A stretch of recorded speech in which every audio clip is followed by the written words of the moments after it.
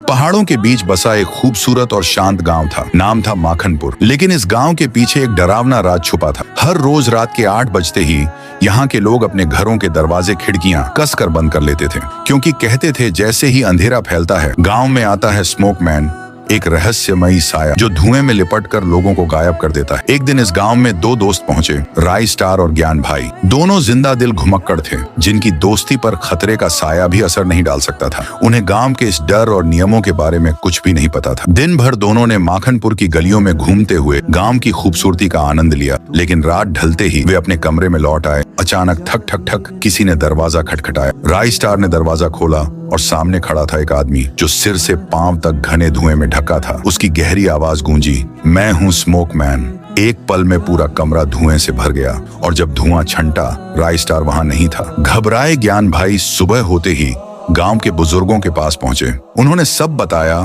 तो एक बुजुर्ग ने गंभीर स्वर में कहा, बेटा, माखनपुर में 8 बजे के बाद बाहर निकलना मना है। यही स्मोकमैन लोगों को उठा ले जाता है। ज्ञान भाई ने पूछा, वो मिलेगा कहाँ? बुजुर्ग ने धीमे स्वर में कहा, उसका अड्डा है सुनसानपुर, लेकिन वहां जाना जान जोखिम में डालना है। ज्ञान भाई ने बिना देर किए एक फाइटर जेट उठाया और सुनसानपुर पहुंच गए।